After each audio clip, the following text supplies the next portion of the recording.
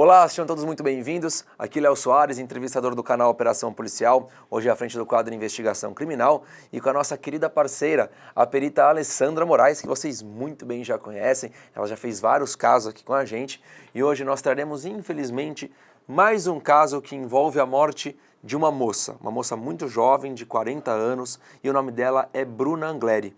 Esse crime aconteceu em Araras, interior de São Paulo, e essa moça de apenas 40 anos foi encontrada sem vida dentro da própria residência no dia 27 de setembro, era uma quarta-feira, 27 de setembro de 2023. É um crime bastante recente. Fora todo o contexto de violência, o corpo da Bruna Angleri tinha um tiro no rosto e estava parcialmente carbonizado. Temos aí, provavelmente, uma assinatura de alguém que queria apagar um vestígio, queria destruir o corpo da Bruna Angleri colocando fogo no cadáver.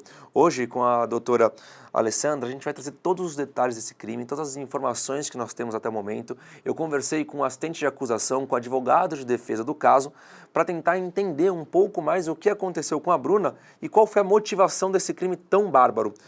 E o suspeito desse crime está preso e é o ex-companheiro da Bruna. Quando eu digo ex-companheiro, é o ex-namorado. Eles tiveram uma relação bastante curta, de aproximadamente 7 meses. O nome dele é João Vitor Malaquias, ele é cantor sertanejo e também tem 40 anos, assim como a vítima. Ele nega os fatos, se diz inocente, mas hoje nós vamos trazer para vocês todos os detalhes que nós temos até o momento da Bruna Angleri. Inclusive, o João Vitor já foi denunciado pelo Ministério Público, então muito provavelmente, no futuro próximo, nós teremos aí um tribunal do júri. Então, esses 7 jurados, essas 7 pessoas do povo vão decidir se o João Vitor é ou não o autor do crime contra a Bruna Angleri. Como de costume, antes de começar a conversar sobre esse caso, eu vou fazer uma audiodescrição do que acontece aqui e agora.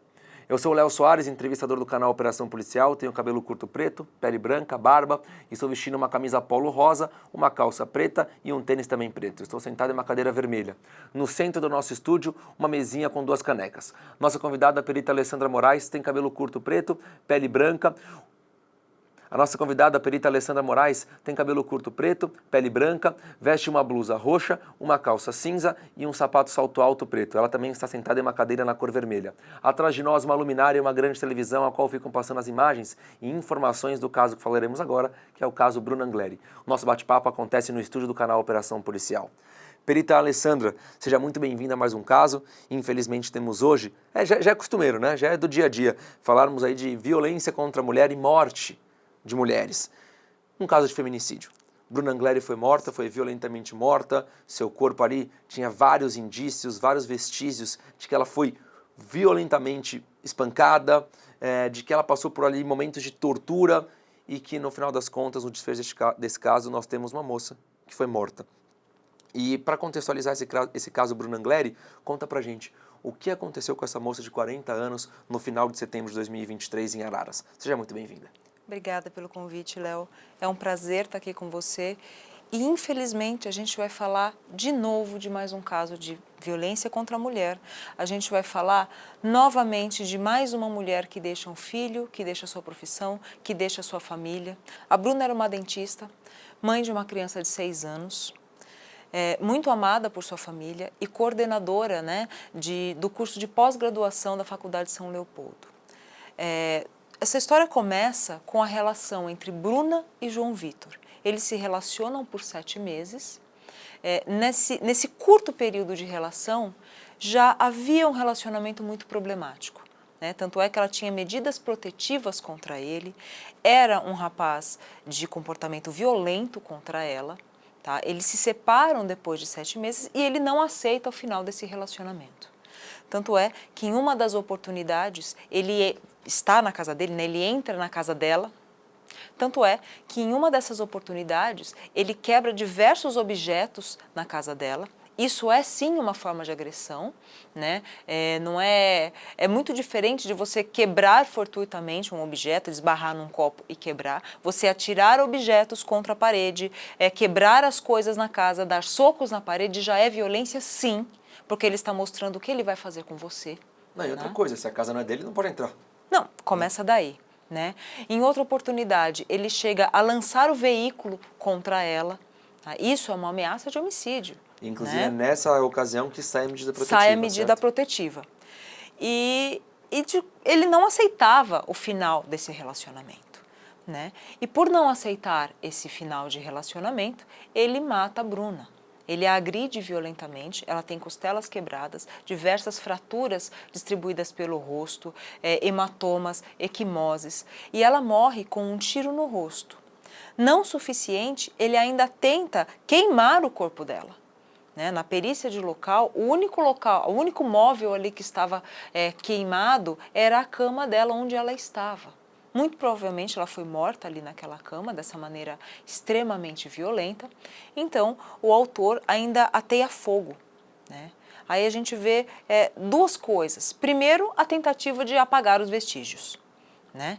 E segundo, a vontade de aniquilar a existência de Bruna, como se ela nunca tivesse existido. Essa extrema violência, essa aniquilação da existência dela, por não se conformar com o término de um relacionamento. Você acha que com esse incêndio, Ale, existe ali uma forma de...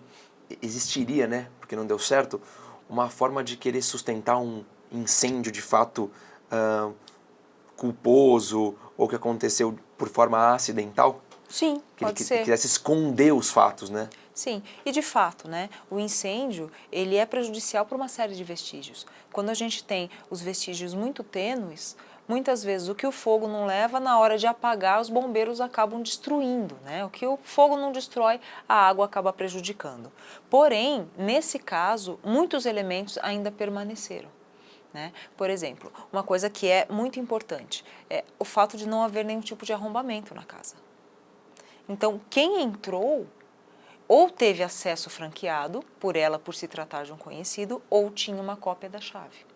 E estranhamente, em momentos anteriores, né, nos dias que se antecederam ao crime, a Bruna chegou a comentar que uma das cópias da chave dela tinha sumido.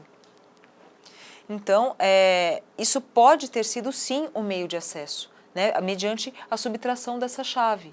Né? E se a pessoa subtraiu a chave de dentro da casa dela, é porque teve acesso a essa residência.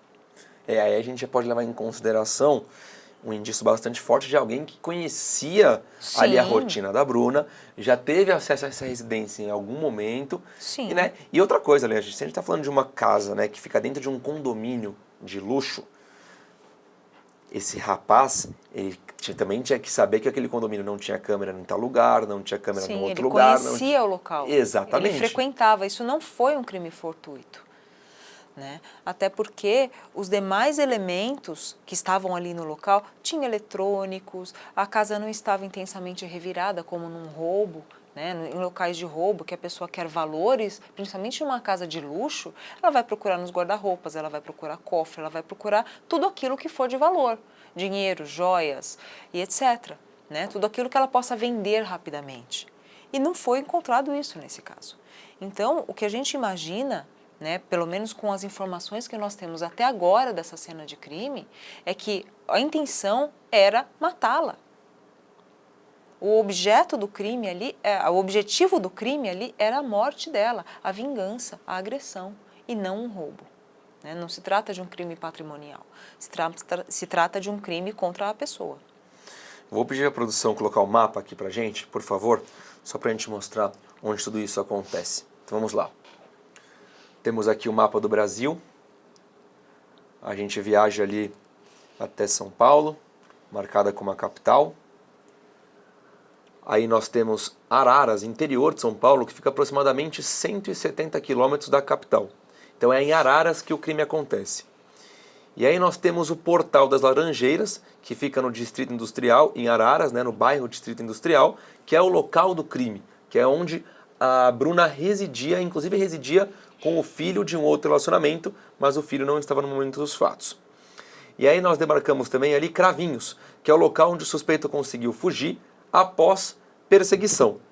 Porém, depois de alguns dias, entre Ribeirão Preto e Cravinhos, é o local onde o suspeito foi preso, né? Muito possivelmente, aí, de acordo com as autoridades, tentando fugir para o estado de Goiás.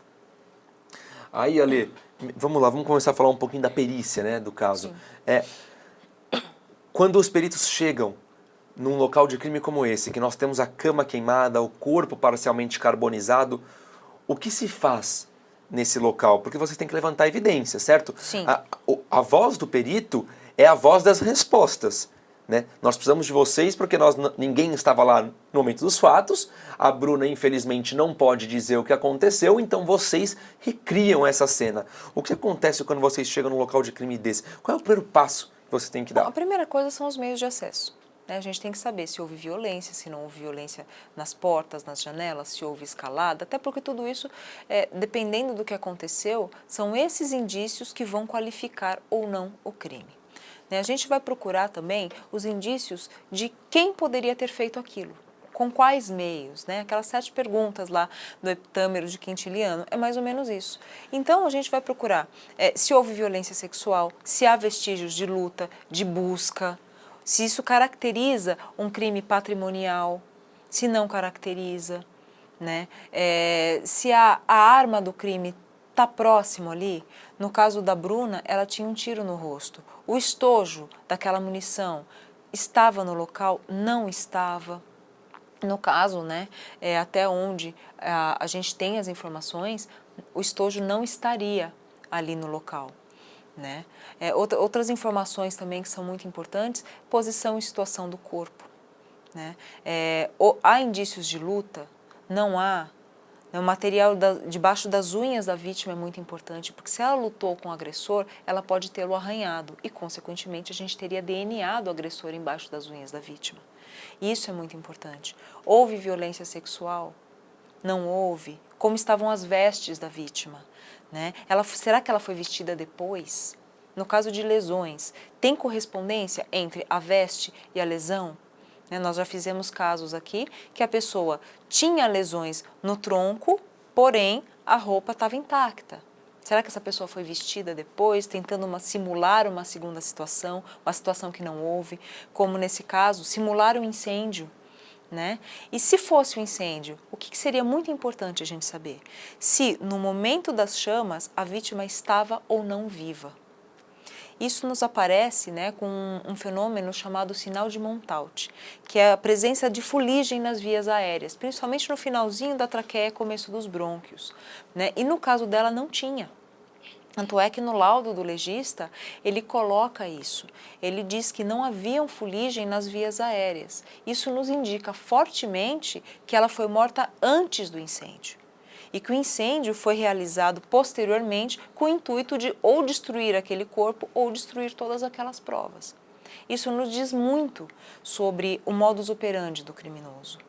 Né? No caso da Bruna, apesar de ter o corpo parcialmente queimado, ainda foi possível constatar diversas fraturas pelo rosto, costelas quebradas, muito típico de agressão, de espancamento, né, de alguém muito mais forte do que ela, descontando ali toda a sua raiva contra a vítima. Não suficiente, ela ainda leva um tiro no rosto. Né? Olha esse nível de violência, né? Essa quantidade de energia despendida contra ela. Isso vai muito de encontro aos casos de feminicídio, em que o autor tem ódio daquela vítima, seja pelo término, seja por ela não fazer aquilo que ele quer. Infelizmente, situações assim são clássicas. Né? A gente vê todos os dias acontecendo. E ela já tinha medida protetiva contra ele. Né? Então, a gente se pergunta, né, como que a gente pode proteger melhor essas mulheres? A gente tem que evitar que ocorram esses casos assim. Foi um relacionamento curto. Então, antes mesmo de uma escalada muito grande de violência, antes que ela apanhasse a ponto de ir para o hospital, ela cortou essa relação. Ela fez certinho, ela fez exatamente aquilo que a gente orienta. Você percebeu os sinais de alerta, percebeu que está numa relação abusiva, sai fora, termina essa relação, contato zero, se afaste dessa pessoa. Mas mais uma vez ali a gente vê aquela escalada da violência, né? Sim. Provavelmente ela percebe que ela está num relacionamento tóxico, a mulher percebe que está num relacionamento que não é o ideal, aí o homem continua indo atrás dela, Sim. Ela obviamente não dá nenhuma chance, aí ele vai, entra na casa, quebra os objetos. depois tenta jogar o carro em cima, aí sai a protetiva, deveria continuar algum tipo de agressão, pode ser agressão verbal, moral, ameaça, via celular, continuava atrás Sim. dela. O que ele faz? mata. Porque aí a gente vê a objetificação da mulher, né? É um objeto, ela é minha, eu posso fazer o que eu quiser. É aquele raciocínio que a gente ouve muito ainda. Se não vai ser minha, não vai ser de ninguém. Isso é a coisificação extrema, como se ela não tivesse direito de ter vontade. Como se ela não tivesse o direito de não querer estar com esse tipo de pessoa. Exatamente. Só a vontade dele que vale. Né? Tanto é que o próprio advogado de defesa acaba definindo a personalidade dele, deixa eu olhar aqui para não errar as palavras, como maravilhado e impetuoso. Na minha interpretação, isso seria egocêntrico, vaidoso, imaturo e violento. É assim que eu interpreto. Alguém que chega nesse extremo de jogar o carro em cima, a ponto de ter que entrar com uma medida protetiva, a ponto de matar a mulher espancada com um tiro no rosto e ainda tocar fogo, eu não consigo interpretar de uma forma diferente. E outras imagens das câmeras de segurança do dia anterior, do dia 26, que mostra ela no bar ali com conhecidos, familiares, enfim, não importa na verdade com quem ela estava, né? Mas ela estava no momento dela, que de fato o carro do João Vitor ou de familiares do João Vitor passa por aquele local. Sim. E era dirigido pelo João Vitor de acordo com alguns dizeres aí, inclusive do assistente de acusação, né? Então nós temos mais uma vez, caso esse homem ele seja condenado, nós temos aí o João Vitor rondando, Perseguindo a vítima. a Bruna, uma vez que já tinha uma medida protetiva. Sim, ele já poderia... sabia que ele não poderia se aproximar. Exatamente. Ele simplesmente ignorou a medida protetiva. Agora, uma pessoa que vai ignorar os direitos da mulher que diz amar, vai atrás de uma medida protetiva? Vai obedecer a uma medida protetiva? Não vai. Ele está centrado em si. Ele não liga para a vida dela, ele não liga para a família, ele não liga para a legislação. A única coisa que ele quis foi destruí-la. Será que esse fato dela estar se divertindo em um bar não o deixou com mais raiva ainda? Eu estou mal, ela está bem, como assim? Então eu vou lá e destruo. A gente está falando aqui bastante sobre a medida protetiva. Vou pedir para a produção, por favor, colocar o trecho 2, que é o trecho do advogado de defesa, Dr. Diego Emanuel da Costa. Ele deu uma entrevista para a gente e ele comenta sobre essa medida protetiva. Vamos lá. A Bruna tinha uma medida protetiva contra ele, em virtude de uma situação em que o João teria tido contato com ela, eles tiveram uma briga e houve uma discussão lá, tal, quebrou alguma coisa, também ele já providenciou em reparar os danos, e por conta disso, que ele passou a ser a principal figura de autoria do fato, né? Em que, Certeza. por conta dessas discussões que ele tinha. Na realidade, embora eles tivessem uma situação de briga constante e tal, mas um procurava o outro. Um estava atrás do outro, um falava com o outro sobre essa situação. Então, o que acontece? João Vitor não é o autor desse delito, né? Não é o autor desse delito. Ao contrário do que o delegado diz, né, que tem provas suficientes e que ele é o autor do delito e não sei o quê, não sei o quê, mas ele não é o autor do delito e nós, na defesa, vamos buscar a prova de que realmente ele não é o autor do delito e vamos demonstrar isso para a justiça. E eu já te questiono, Alê, existe alguma possibilidade, pelo que você teve contato com o caso, de ter tido uma outra pessoa nessa cena do crime, ou mesmo do João Vitor, ou colocando na cena do crime, ter tido a ajuda de uma outra pessoa? Olha, por enquanto, não há nenhum elemento material que coloque uma terceira pessoa, né? Mas, de novo, eu vou ressaltar exatamente o que o doutor disse, né? Ele teve contato com ela, houve uma discussão lá e tal, e quebrou alguma coisa. Quebrar alguma coisa é quando a gente esbarra num copo e quebra sem querer. atirar os objetos na vítima como forma de ameaçá-la já é violência. Não adianta a gente tentar minimizar esses fatos, tentar desqualificar esse tipo de ação para que pareça inocente.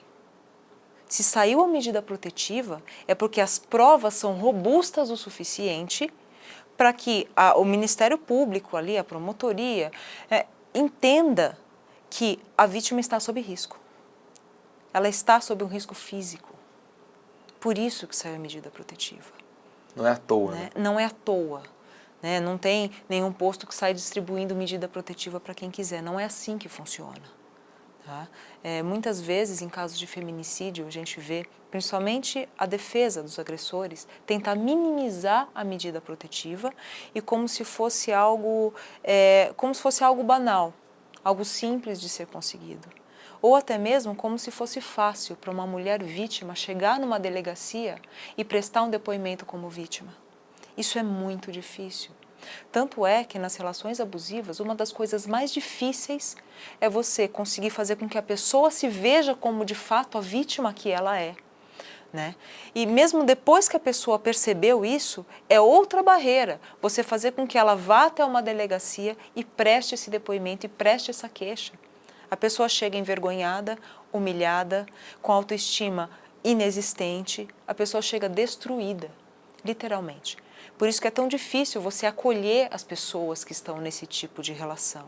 Né? Muitas pessoas me procuram falando sobre familiares que estão numa relação abusiva e que a pessoa não consegue nem ajudar. Muitas vezes porque a pessoa não percebe que está numa relação tóxica, às vezes a pessoa não quer perceber, porque essa percepção, a hora que cai essa ficha, é doloroso demais. A pessoa sente medo, a pessoa sente vergonha, a pessoa sente culpa por ter se colocado nessa situação. Ainda que a gente saiba que não é assim que funciona, a pessoa que está ali naquele papel de vítima, ela sofre demais. Ela ainda tem esse estigma de, apanhou porque quis. Isso ainda existe. Né? E a gente tem que entender que não é assim. São relações extremamente complexas, o jogo psicológico é muito difícil e essa pessoa ela está destruída quando ela chega numa delegacia. Por isso que o acolhimento é feito de uma forma especial, é feito de uma forma diferenciada. Né? Às vezes a pessoa não consegue nem verbalizar aquilo que ela está passando. É comum esconder dos pais, dos irmãos, dos familiares, dos amigos, por vergonha, por medo, por uma série de coisas. Então, não é fácil para uma mulher chegar e pedir uma medida protetiva. Isso não é uma carta na manga para prejudicar o ex-namorado. Tá? Então, eu acredito que sim, né, se ela conseguiu essa medida protetiva é porque tinha material suficiente para comprovar o comportamento violento contra ela. Bom, gente, então, como a doutora Alessandra disse, né, a Bruna Angleri já tinha uma medida protetiva, uma medida que não é tão fácil da mulher pedir e requerer, não só por conta do documento sair, mas sim pelo fato dela ir até a delegacia, de fazer a solicitação desse documento, tem familiares, né, tem a vergonha, tem o medo, tem tudo incluso ali numa história que é muito complexa. Foge até um pouquinho de quem não passa por esse tipo de violência, né? É fácil, ela vai lá e pede a medida. Não, não é assim que funciona. Não é assim mesmo. E ainda nesse caso, alguns laudos não estão 100% prontos. Eu conversei com o assistente de acusação e com o advogado de defesa e eles mesmos nos disseram que ainda faltam alguns pontos aí para ligar toda essa história. Inclusive, eu questionei o Dr. Daniel Salviato, que é o assistente de acusação, sobre os indícios que colocam o João Vitor como principal suspeito do crime. Ele nos contou o seguinte, olha só. Ele foi colocado nessa... Na data dos fatos, na anterior, né, assim, é uma continuidade, do dia 26 para o dia 27. Primeiro, ela estava no barzinho, o João Vitor passou por ali, tem filmagem, inclusive, dele passando pelo local onde ela se encontrava. Ultrapassado isso, existe... próximo do horário aqui que ela chega na residência dela, existem ligações do João Vitor do aparelho celular dela próximo ao local dos fatos, próximo ao condomínio. Ainda colocando ele no local do crime, existe uma conexão do celular dele na rede Wi-Fi dela no momento do crime, dentro da casa. Ou seja, provavelmente é aquela situação em qual você chega na sua casa e automaticamente o celular já entra na rede. Exatamente. Como ele tinha acesso à casa, ele deveria já ter a conexão automática. Então, a gente conseguiu, por meio de prova pericial, colocá-lo no imóvel, no horário dos fatos. Tá? Então, o celular dele conecta na rede Wi-Fi da casa da Bruna no momento dos fatos. Tá? Fora isso, existem inúmeras escusas dele. Assim, ele foi ouvido primeiramente, em termos de declaração, posteriormente ele foi interrogado. E, assim, as escusas dele, principalmente quanto a esse horário da meia-noite, das 10 horas da noite até 1h da manhã, ele disse que estaria num local e, na verdade, a gente tem prova, filmagem, que ele não estava nesse local, inexistindo qualquer prova de onde ele estivesse no momento dos fatos, quer seja da hora que ela chegou, das 10h47 até a 00h30, né? Se deu a 00h15 até a 00h30, ele não tem nenhum álibi, nem nada de onde ele estivesse. E o álibi que ele oportunizou no momento do depoimento dele foi refutado por prova técnica, inclusive por filmagem. Então, é irrefutável que ele não estava no local. Quando ele foi interrogado, ele tentou se esquivar, ele tentou arguir outra maneira, outra justificativa, mas sem qualquer álibi do momento dos fatos. Bom, Ale, aí nós temos duas provas muito robustas, né? São robustas, são bastante contundentes, né? A gente prova que ele está mentindo, que ele não estava onde ele alega estar, que era utilizado como álibi, e ele está no local do crime. Se tem uma coisa que eu concordo com o advogado de defesa, é que ele não gosta, né, da frase de que o indiciado foi colocado no local dos fatos, no local do crime. Eu também não gosto, porque dá aquela impressão de que foi que ele teria sido fortuitamente colocado. Ele não foi colocado, ele foi descoberto na cena do crime. São coisas diferentes, né? Não é que nós temos provas circunstanciais que fazem a gente achar que talvez ele estivesse por ali. Nós temos provas contundentes provando que, de fato, ele estava na cena do crime no momento do crime. Isso é muito importante para nós, né? Visum et repertum, visto e descoberto. Não é algo que indica que, é algo que prova que ele estava lá. Tanto é que essa frase ela estava no primeiro brasão da polícia científica, né? Que é isso que a gente faz. Outra coisa também que falam muito, né? Que a polícia está fazendo de tudo para acusá-lo.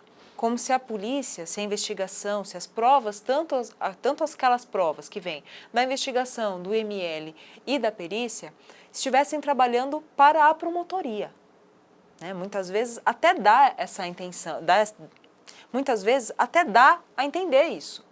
Só que, na verdade, o que a gente faz é a busca real dos fatos, a gente busca a verdade real. O que aconteceu, quem é a vítima, quem é o autor, quais foram os meios, as armas, as circunstâncias, para que a gente possa montar esse quebra-cabeças gigante e mostrar para o juiz. Os peritos estão muito mais ao lado dos juízes do que da defesa e da acusação. Claro que nós respondemos perguntas por via judicial, tanto da defesa quanto da acusação. Mas a posição do perito num processo criminal é ao lado da justiça, é ao lado do juiz, ao lado da busca da verdade real dos fatos. E aí, Ale, eu fico me questionando uma outra coisa também, como que um condomínio de casas de luxo, né, não tem câmera de segurança? Ok, a gente está falando de Araras, interior de São Paulo, mas não é fim do mundo, né? Não, a criminalidade lá também é alta, talvez um pouco menos do que aqui. Exato, mas como que um mas condomínio também existe. Não tem câmera de segurança? O próprio assistente de acusação falou para mim, a câmera de segurança do condomínio é só na portaria, entrada e saída. Você tem um condomínio de casas e você não tem... Tinha que ter câmera de segurança para tudo quanto é lado. Hoje a câmera de segurança, e me corrija se eu estiver errado, é uma ferramenta que auxilia muito numa investigação. Sim, sim. Muitas das provas contundentes que nós temos vem justamente das imagens de câmeras de segurança, tanto da rua, do monitoramento das vias públicas, quanto dos condomínios. né? E realmente é um fato que me estranha, porque até locais muito mais simples, eles têm câmeras de segurança em todas as áreas comuns, Exatamente. né? E nesse condomínio de luxo não ter, realmente é uma coisa a se pensar, o porquê é que não tem, né? Quem é a empresa de segurança que está fazendo isso? Será que é terceirizada? Será que não é? Não, a pergunta que eu te faço é, será que tem empresa de segurança? Pois é. Né? Pode ser que nem exista, seja algo somente ali gerenciado pelo gerenciamento da administradora ou do zeladoria, síndico. síndico, exato. Sim. Se não tem, é para ter, né? É importante que tenha. Que sirva de lição, né? Porque, Sim. na minha opinião, desculpa, isso é um erro gigantesco. Sim. A gente nunca vai pensar que um crime vai acontecer no nosso quintal, mas a gente tem que se precaver. Sim, Né? porque infelizmente acontecem. Exato. Uhum. Temos aqui um processo que está correndo em sigilo, né, Ale? Mas eu fui tentando ali, cavando algumas perguntas para assistente de acusação e questionei se algo foi subtraído da vítima após o crime. E olha só o que ele nos fala no trecho 4, por favor. Uma pergunta importante, doutor. Alguma coisa da casa dela foi subtraída no dia dos fatos? Somente o celular. Ah, O então... celular dela foi levado. E não foi encontrado até hoje? Não, mas ele deu sinal no outro dia, no dia 27, na residência da avó do João Vitor. Mas o celular houve conexão, fez a triangulação lá do web, do celular dela, e no dia posterior houve ligação dele e a localização foi na casa da avó, local onde o João Vitor dormia, onde ele ficava. Ale, eu deixo para você falar sobre isso, né? Porque... Precisa, né? Muito provavelmente, eu acredito que nesse celular tivessem conversas de teor ameaçador, alguma coisa desse tipo, porque é muito característico desse tipo de criminoso, né? Desse tipo de relação violenta, né? Ocorrem ameaças, humilhações e tudo aquilo que a gente já conhece. Então, eu acredito que o motivo de ter levado esse celular é justamente apagar as conversas com teor de ameaças, humilhações, etc., que seriam mais provas contundentes contra ele, né? E eu espero que essas conversas tenham um backup automático na nuvem. Mas o problema é que esse celular não foi encontrado, né? Então aí Sim, mas se ela tem, vamos supor que seja o backup automático no iCloud, talvez estejam na nuvem. Aí mesmo né? assim... Sim. Se ele não tinha a senha do iCloud, talvez ele não tenha conseguido apagar isso na nuvem. Sim, mas aí nós temos mais uma vez esse autor do crime tentando sumir com indícios, Sumir né? com provas Já importantes quis destruir o corpo, contra ele. agora quer subtrai o celular. E é estranho, né? Tá na casa, subtrai só a bolsa e o celular, né? Será que não tinha mais nada Não de tinha valor mais- nessa casa? Não tinha exatamente. dinheiro, não tinha joia, não tinha tablet? Exato. Não tinha nada de valor? Eu acho muito difícil. Também acho. Não, outra coisa, se ela mora num condomínio de luxo, né? Sim. Tem um carro. Esse rapaz já conhece a casa. Carro e objetos que são facilmente de serem vendidos no mercado paralelo.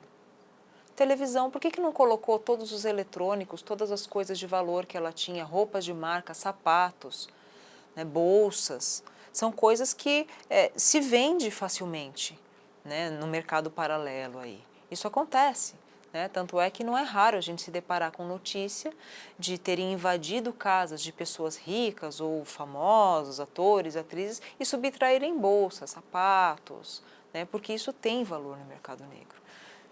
Vou te trazer uma outra informação, não sei se você sabia dessa. Olha só, no mesmo dia que o corpo foi encontrado, no dia 27 de setembro, o João ele compareceu à delegacia para prestar depoimento.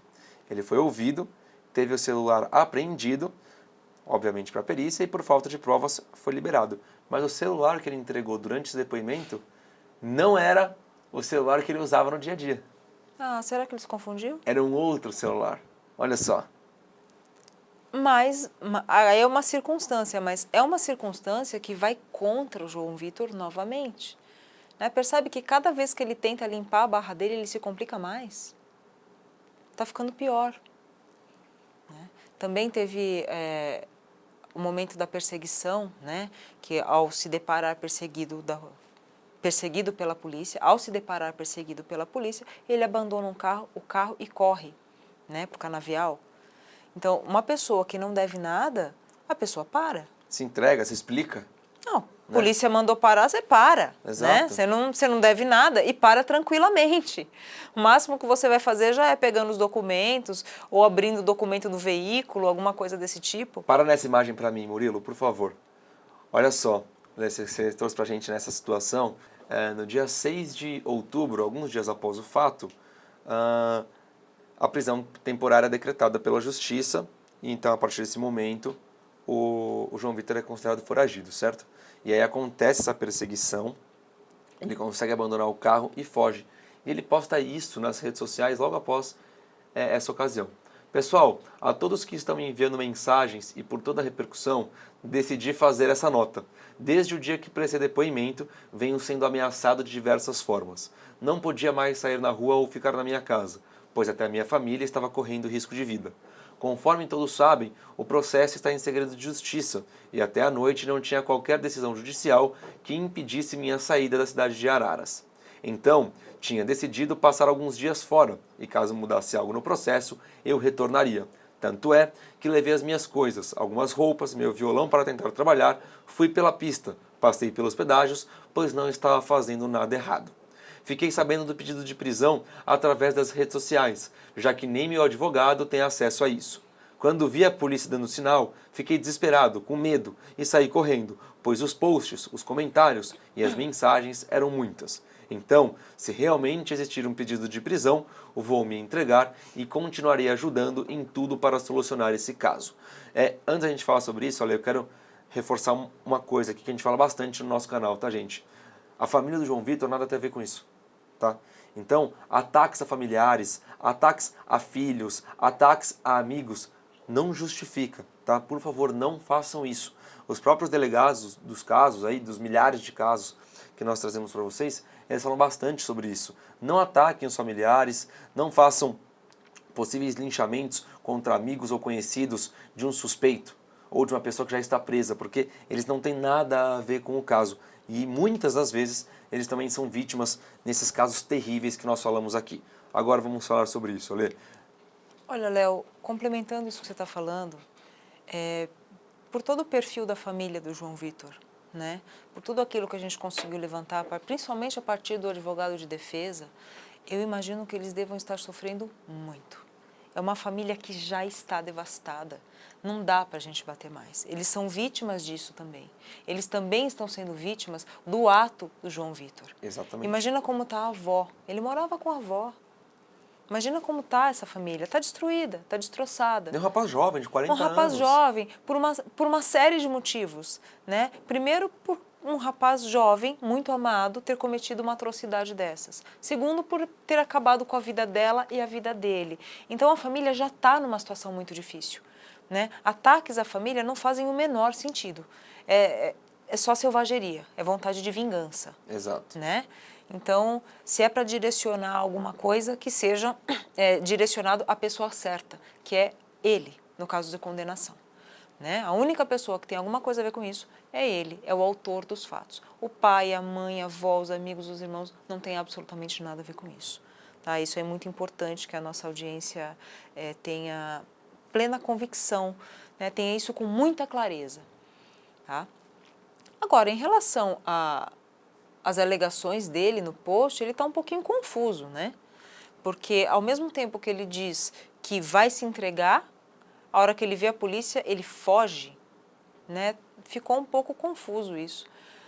Mas se na cabeça dele não tinha mandado de prisão, para com a polícia, conversa, entende o que está acontecendo e não larga o carro. Sim. E foge, né? E foge.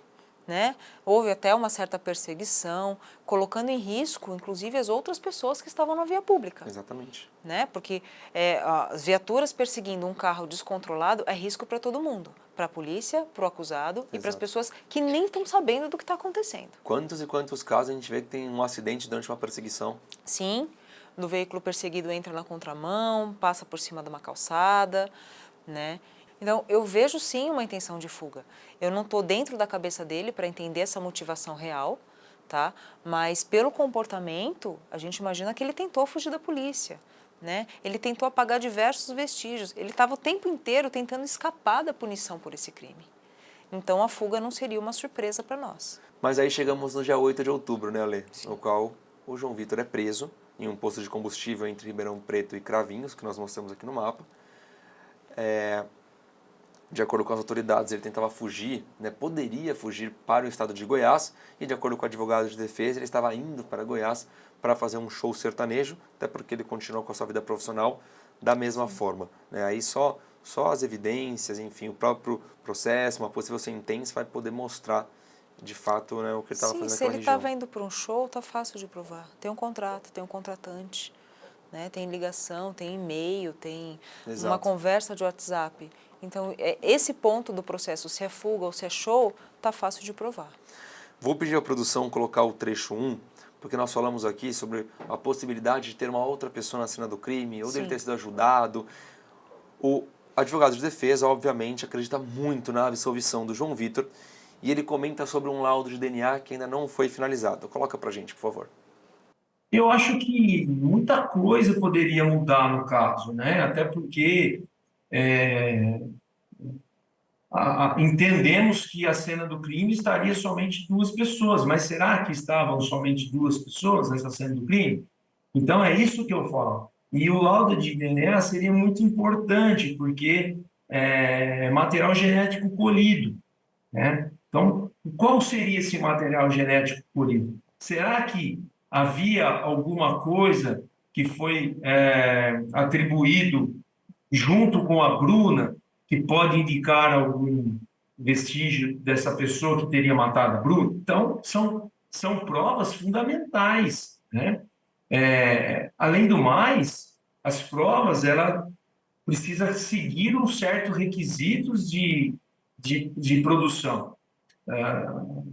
Na defesa, nós vamos analisar tudo isso, porque se houver uma quebra da cadeia de custódia na forma da produção de provas, é nula. Então, nós temos que fazer todo um trabalho em cima das provas colhidas, porque o João Vitor já está preso. Então, o que acontece?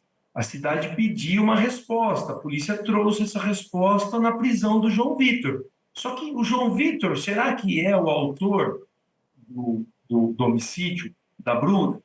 Então, essa é a pergunta, né? Em que vai ser feita toda uma produção de provas para a instrução processual, na produção de provas também que vai ser feita em sede de judicialização. Então, olha, ele levanta o Sim. ponto de interrogação que, na opinião dele, o João Vitor não cometeu esse crime, e esse crime foi cometido por uma outra pessoa. Né? A gente já bateu nessa tecla aqui, por enquanto não há evidências de que teria uma terceira pessoa dentro dessa residência onde a Bruna foi morta, mas eu queria muito descobrir, uma coisa que eu queria muito, por que a Bruna sai do bar e chega já meio chorosa, meio ansiosa na casa dela na noite do dia 26. Eu queria muito descobrir isso. Pode ter sido alguma conversa, algum tipo de assédio, né? Um xingamento, alguma coisa. Aí vai ser muito difícil a gente descobrir sem a degravação do celular dela, que sumiu, né? Ou o resgate dessas conversas na nuvem, caso ele exista, né? E em relação ao DNA, eu acredito que se eles eram namorados, é possível que encontre DNA dele na casa, né? Porque ele frequentava a casa dela. Então, provavelmente vai encontrar do filho, dos amigos, dos pais, dos parentes. Vamos supor que a gente está falando de um relacionamento de 7 meses e vamos supor, tá, que eles ficaram 2 meses separados, 1 mês e meio. Mesmo com essa distância de tempo, ele não tendo entrado na casa, supondo, tá, criando aqui, conjecturando cenários, é possível encontrar material genético do João Vitor? Olha, quanto mais tempo passa, maior a probabilidade de destruição e de limpeza desse material, né? Então, se essa casa é limpa regularmente, com troca de roupa de cama, aspiração, uso de desinfetante, isso tende a desaparecer, né? Então, quanto mais o tempo passa, menor a probabilidade de encontrar DNA de uma pessoa que esteve lá de forma fortuita, né? Mas provavelmente vai encontrar do filho, dos pais. Mas aí você alguma me coisa. traz uma informação muito importante, Ale, porque Se ele fica sem ir na casa dessa moça durante 1 mês e meio, 2 meses, a polícia entra e encontra DNA dele para tudo quanto é lado? É muito provável que ele tenha estado recentemente. Exatamente. Né? O que a gente não consegue dizer é exatamente há quanto tempo. Se é um dia, 6 horas, 2 dias, 1 semana, mas a gente pode imaginar, até mesmo pelo estado de limpeza da casa, né, que esteve de forma recente, né, ele apareceu lá, esteve lá, frequentou a casa recentemente em relação ao crime, né? Vou te fazer um outro questionamento, você que é especialista em balística, né? Sim. Eu não sei com qual calibre que ela foi morta, mas há algumas evidências aí de que pode ter sido um calibre 36 ou 32. A arma do crime também não foi encontrada. Qual é a diferença de um calibre para o outro? O que um poderia ser importante para a perícia que o outro não seria? Olha, o advogado de defesa, né, ele fala no calibre 36 gauge e ele fala também em pedaço de plástico. Quando ele fala em plástico, eu já imagino que o cartucho dessa munição seja aquele cartucho plástico, sabe? Portanto, de espingarda. Quando a gente fala no 36 de espingarda, né, a nomenclatura do calibre é diferente em relação aos revólveres. Né? Se a gente está falando numa arma de caça, a gente está falando num projétil que tem aí, se for um projétil único, né, ele tem 10 milímetros de diâmetro. Peraí, como é que é? É o 410, né, o 410, que foi um calibre desenvolvido para caça de animais menores. Então, para abater cervos, para abater coiotes, é um calibre originalmente americano. Então, a gente está falando aí de um tiro que vai sair na boca do cano aos seus 350 metros por segundo. Em um projétil que tem aí por volta de 16 gramas, isso dá quase 1000 joules de energia. É mais do que suficiente para matar uma pessoa. Queimar roupa realmente é o suficiente para Dá, matar. fazendo a conta vai dar 980 joules. Ainda mais no rosto. Tá? Ainda mais no rosto. Né? Quem atira na região do rosto, pescoço, quer matar a pessoa. Né? Não é para assustar. Para assustar, atira para cima, atira no chão. Né? Se a gente está falando de um calibre de revólver, um 32 é um projétil muito menor, mas mesmo assim tem o potencial de matar uma pessoa. Mas aí não teria esse plástico que foi encontrado? Não teria, seria um cartucho metálico. Né? Aí a gente está falando de uma arma arraiada. Se é uma arma arraiada, dá um confronto lindo encontrando a arma. Ou seja, com o revólver teria o confronto? Teria o confronto balístico, muito provavelmente sim. Nós teríamos condições de confronto balístico. E se esse projétil tiver condições de confronto, encontrarem essa arma, ou se por acaso estiver, né, no Banco Nacional, e cair na mão dos peritos de balística do interior, eles vão encontrar. Eles são excelentes. Ale, falamos bastante sobre esse caso, vamos esperar a resposta, obviamente, mas para fazer uma conclusão disso tudo, eu vou pedir, por favor, para colocarem a linha do tempo. Vamos lá? Então, aqui na linha do tempo, entre julho e agosto de 2023, a dentista Bruna Angleri, de 40 anos, e o cantor João Vitor Malaquias, também de 40, se separaram. Nós temos aí o término da relação. Em agosto de 2023, o João entrou na casa de Bruna e quebrou diversos objetos. Primeiro episódio de violência, né? Já no dia 30 de agosto, mesmo mês, após outro episódio de violência, a Justiça concedeu uma medida protetiva a Bruna Angleri, que é aquele episódio que nós dissemos aqui, que o João Vitor chega a jogar o carro em cima da Bruna. No dia 26 de setembro de 2023, um dia antes do crime, durante a noite, Bruna Angleri estava em um bar da cidade acompanhada de amigos e familiares. Perto das 10h30 da noite, Bruna retornou ao local onde morava. E aqui é uma data muito importante, porque exatamente ela sai desse bar e vai até a residência, até esse condomínio de casas onde ela morava. No dia 27 de setembro, o corpo da dentista Bruna Angleri foi encontrado sem vida e parcialmente carbonizado dentro da sua residência em Araras, interior de São Paulo. Nesse mesmo dia, João Vitor Malaquias, ex-namorado da vítima, compareceu à delegacia, foi ouvido e liberado por falta de provas. É nesse dia que ele entrega aquele celular que ele não usava. No dia 6 de outubro, o João Vitor teve a prisão temporária decretada. Durante a noite, policiais perseguiram um suspeito pela rodovia Anhanguera. João conseguiu fugir. Já no dia 8 de outubro, 2 dias após essa fuga, o suspeito foi preso em um posto de combustíveis entre Ribeirão Preto e Cravinhos. As autoridades acreditam que ele fugiria para o estado de Goiás. Informação importante, durante essa prisão, a polícia consegue o celular que ele utilizava no dia a dia. É na perícia nesse celular que, mesmo ele sendo contra essa perícia, mesmo ele sendo contra entregar a senha, é nesse celular que saem diversos fatos importantes, diversas evidências importantes para o caso Bruno Angleri. No dia 24 de novembro de 2023, recentemente, o João Vitor foi denunciado. Perita Alessandra, mais alguma coisa que você quer trazer aqui para o nosso bate-papo, para a nossa conversa? Acredito que não, acho que vão surgir mais coisas no decorrer desse processo e eu acho que a investigação está sim no caminho certo, né? Por mais que tenha sido acusada de precipitada essa conclusão, né? O delegado foi acusado de ter sido concluído precipitadamente, eu acredito que está sim no caminho certo, né? E a investigação vai tomar pedrada de tudo quanto é lado. A gente está até acostumado, né? Se conclui rápido é precipitado, se demora é incompetente. Então, nunca está bom para pelo menos um dos lados, né? Mas eu acho que a investigação foi conduzida sim com muita competência, foi feita da forma correta e traz informações que vão instruir o processo e, com base nas provas que até agora chegaram até nós, eu acredito numa condenação. Eu acredito também num tribunal do júri, acredito que ele vai ser pronunciado mesmo após aí as provas que a defesa vai colocar em prática agora nesse momento de denúncia, mas eu acredito que vai para o tribunal do júri. Também acredito. Ale, muito obrigado pela sua participação, nosso canal aqui está de portas abertas e a gente vai trazendo mais casos aí para as pessoas. É muito importante a sua voz, principalmente por conta da sua expertise na perícia, na balística e para a gente entender esse cenário do crime. Muito obrigado. Obrigada, Léo, pelo convite. E, gente, antes de finalizar, eu conversei com o Bruno Angleri, ele que é irmão da Bruna, e é bastante difícil quando a gente conversa com um familiar de vítima, né?